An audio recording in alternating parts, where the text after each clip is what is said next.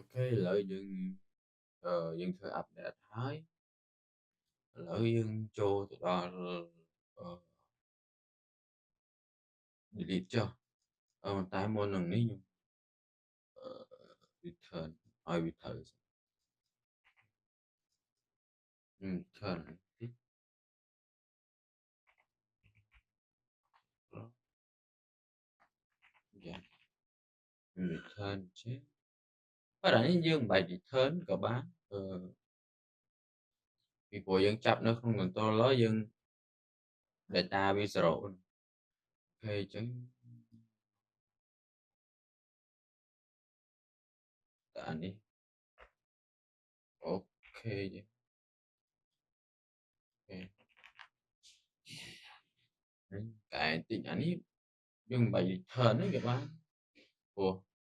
ini để nhạc ini dia min update ấy không nhưng cả cha nó ta khát memory kiểu như vậy ok chẳng dương đó delete cho muốn đó delete linh thừa này muốn thừa lên thì muốn delete đó ấy dương ok delete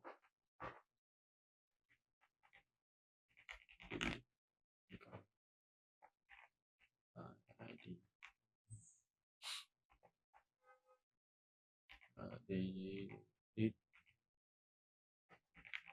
from permission where id smart id gì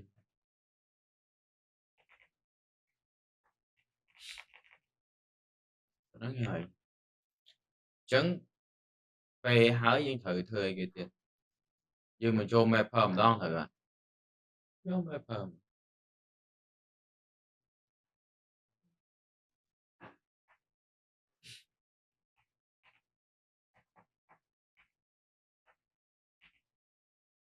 delete by id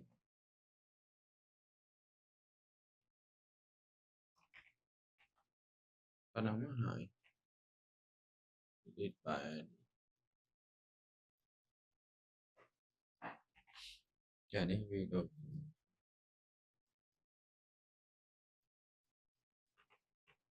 okay, chấm nơi nông đi nhưng mà má nhưng mà vừa delete ok nè delete bài đi vị trí boy chấm vì admin return này để nó xin gì vậy nó xin chi để ta boy chấm dương đã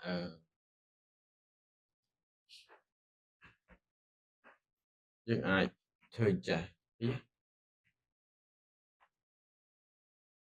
dương ai thơ tam nè không có kia nó mau bình mà rồi mấy chạy bị thay về miền đấy ok cho bảo vệ miễn permission permission dot yeah permission mapper dot delete by id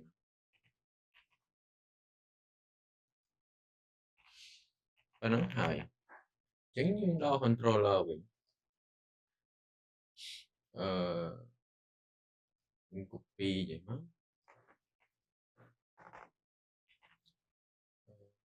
hoặc là nếu như đã delete delete đi đã delete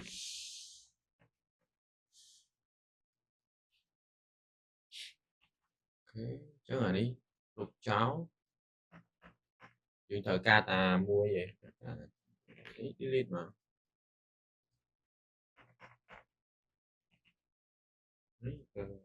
delete yeah delete success okay. Setup rồi đã mà và nó hơi dẫn nhiên tệ ok chẳng nhưng ở nếu bạn chạm mấy thà lần này bao giờ mình ai đi thầm đi định phanh pale. Ok.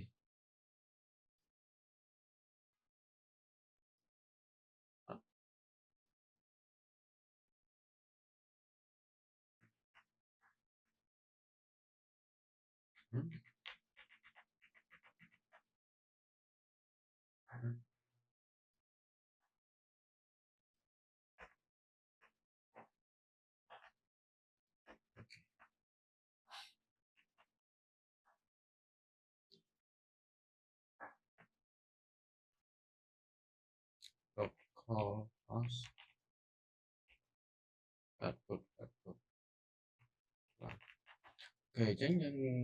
đã delete má mày tột viết hay dân đã lịch giảm sập gì tôi ta này hoạt miền này thế như được không? Ok, not found giảm sập ID ở khởi nhá địa để xa dân miền thầm mà phải phải miền thầm mà phải phải đấy. Ok, ok tránh dân sản lục ở lệnh phải phải là phải phải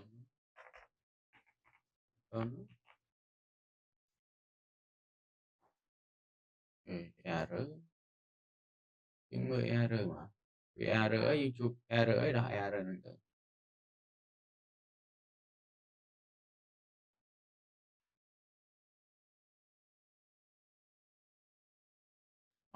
nè cái này dân đã xử lý cái làm hay thông chụp nâng vùng cho các bạn về về ai khó khăn hơn để tránh cái cái để đi sang mày mà